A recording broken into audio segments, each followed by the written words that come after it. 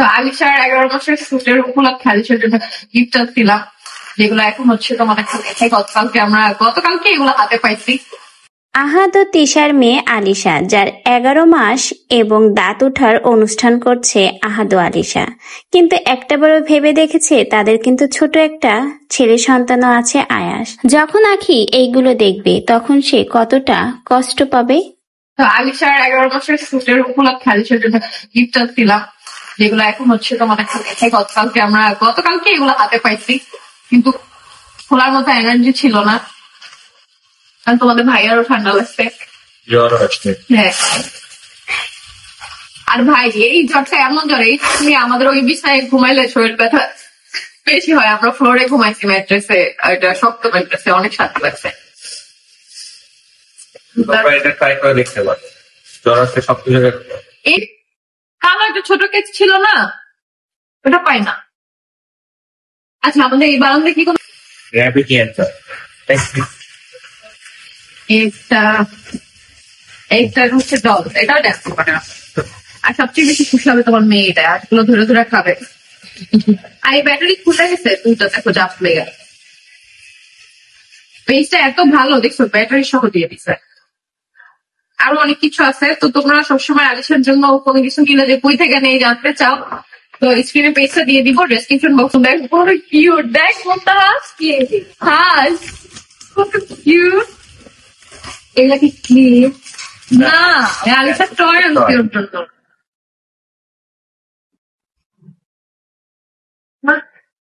ওটার মধ্যে টেন্ট হবে।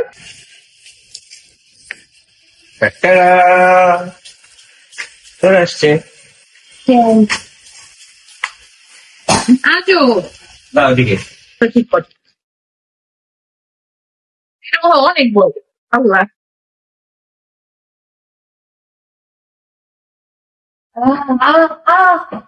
একাই হয়ে যায়।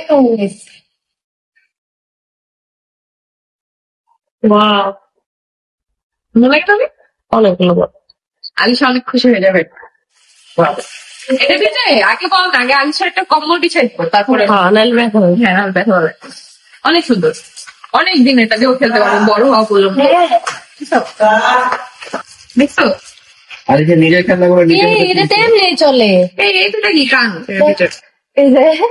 পড়ে গেল।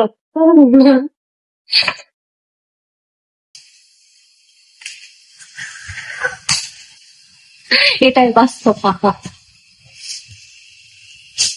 এটা লাগাইতে যেটা লাগবো, এটা মাথার মধ্যে নাই তো ভাই।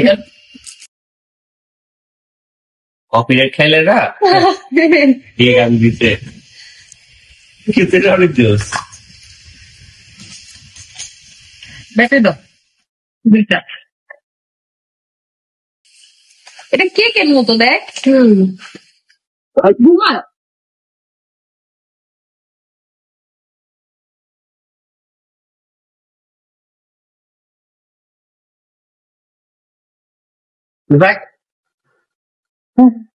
কতগুলো হাসির মতো, দেখছো কত সুন্দর সুন্দর টয় আনছি এবার আলিশার জন্য। টেন্ট হাউসটা দেখে আরো খুশি হবে। এই হারমোনিয়ামটা এই পাশে সরে, এখানে টেন্ট হাউসটা দিয়ে দাও। থেকে অনেক বেশি সুন্দর। পরে দেখলাম না আমি লিখলে বেশি ভালো হইতো, পরে দুইটা আমি লিখছি, ওরগুলো সুন্দর হয়েছে, বাট আমার মনের মতো হয় নাই, এজন্য পরে আবার আমি লিখছি। এদিকে মুক্তাপু হচ্ছে আমাকে মালটা কেটে দিয়ে গেছে। আলহামদুলিল্লাহ, আমার বাসার প্রত্যেকটা মানুষ আমার প্রতি অনেক বেশি কেয়ারিং, যার জন্য হয়তো আমার প্রেগনেন্সি জার্নিটা এত কষ্টের মধ্যেও শান্তিতে হবে। কিন্তু বিশ্বাস করবা না, এটা খুবই খুবই খুবই পেইনফুল। এত শরীর দুর্বল থাকে আমার, সব সময় আমার শুইলে আর উঠতে ইচ্ছা করে না। আর এর মধ্যে তো হয়েছে জ্বর। এই ভাইরাস জ্বরে নর্মাল মানুষই, মানে প্রেগনেন্সি ছাড়া যে মানুষ তারাই ভাই কাইত, আর আমি তো এই অবস্থায় যে কি অবস্থা। কিন্তু আলহামদুলিল্লাহ আমার ডক্টর খুব ভালো। আমাদের ডেকোরেশন শেষ, এই যে এখন শুধু এখানে আরো অনেক বেলুন আনা হবে আলিশা ওঠার পরে। এটা আলিশার ড্রেস, যেটা আলিশার একটা চাচু আলিশাকে গিফট করছিল। আর এখানে হচ্ছে ওর কেক, ওর 11 মান্থের বার্থডে আজকে, আবার হচ্ছে ওর দাঁতও উঠছে, এই জন্য দুইটা শুট আমরা একসাথে করতেছি। দেখো গাছেরও দাঁত উঠছে, কোনোদিন দেখছো? এবার দেখো ওই মতো কথা বলে নাই। আসলে আমি অনেক লাকি যে আমি এমন একজন ডক্টর পাইছি যে হচ্ছে ইবনে সিনা, ডক্টর মেহবুবা আপুকে আমি যখনই টেক্সট করি, রাত 2টা বাজুক 3টা বাজুক, সে হচ্ছে কিছুক্ষণের মধ্যেই রিপ্লাই দিয়ে দেয়। আর যত আমার অসুবিধাই হোক না কেন, সে আমাকে অনলাইনে হচ্ছে ওষুধ লিখে দেয়, তারপর হচ্ছে টেস্ট লিখে দেয়, টেস্ট করানোর পরে তাকে দেখে। আর শুধু আমাকে না, আমি এটা জানতে পারছি যে কম বেশি তার রোগী যারা আছে সবাইকেই সে এইভাবেই ট্রিটমেন্ট করে। মানে এটাই তো ডক্টরের নীতি, তাই না? তোমার রাত হোক দিন হোক যখনই হোক তুমি যাতে ডক্টরকে পাও। এই জন্য কিন্তু আমি এই সেকেন্ড টাইম প্রেগনেন্সিতেও কিন্তু আমি তাকেই দেখাবো। আমি আলিশার সময় তাকে দেখাইছি। প্রথমটার সময় তো আর ভাগ্যে ছিল না, সে একটা পচা ডাক্তারকে দেখাইছিলাম, ওই ডাক্তারটা অনেক খারাপ ছিল। আর হচ্ছে সেকেন্ডটা আর হচ্ছে এই থার্ড টাইমও আমি এই সেম ডক্টরকে দেখাচ্ছি। আপু অনেক বেশি ভালো, তোমরাও কিন্তু চাইলে তার কাছে দেখাইতে পারো। তার ব্যবহারই মানে এত সুন্দর। রাত 2টা বাজেও যদি ফোন দেই, 2টা 3টা নাই, যখনই যদি কল দেই ডিরেক্ট তাকে, ধরো যে এখন ইমার্জেন্সি কোনো দরকার, কল দিছি। যেমন আলিশার সময় আমি মাঝামাঝি অসুস্থ হয়ে যাইতাম, রাতে আমার অ্যাডমিটও হইতে হয়েছে, এমনও অবস্থা হয়ে গেছিল। তো তখন আপু সাথে সাথে কল ধরবে আর এত সুন্দরভাবে কথা বলবে, মানে কোনো বিরক্তি নিয়ে কথা বলবে না। একদম বোঝাই যায় না যে রাত 3টা বাজে তাকে কল দিছি, মনে হয় যেন সে অল টাইম বসেই থাকে যে কখন কোন পেশেন্ট কল দিবে। আমি একা তো না, তার তো এরকম আরো পেশেন্ট আছে, কিন্তু সবার সাথেই আপু খুব ভালোভাবে কথা বলে। আপুকে আল্লাহ ভালো রাখুক, সবসময় দোয়া করি। তো এখানে দেখো আলিশা শুট করা হচ্ছে, আর বারান্দায় তোমাদের ভাইয়ার কথা মতোই হচ্ছে থিমগুলো আমরা সাজাইছি এখানে, যে গাছের সাথে বেঁধে দেওয়ার কথা তোমাদের ভাইয়া বলছে। পরে দেখলাম যে অনেক সুন্দর হয়েছে। তারপরে দাঁতগুলো আমি বুদ্ধি করে হচ্ছে এই যে ফুলের টবের মধ্যে দিয়ে দিছি, যে আলিশার একার দাঁত উঠবে কেন, ফুলের টব গুলোরও হচ্ছে দাঁত থাকবে, এই জন্য হচ্ছে এখানে দিয়ে দিছি। দেখলাম না সবকিছু মিলিয়ে ভালোই লাগতেছে।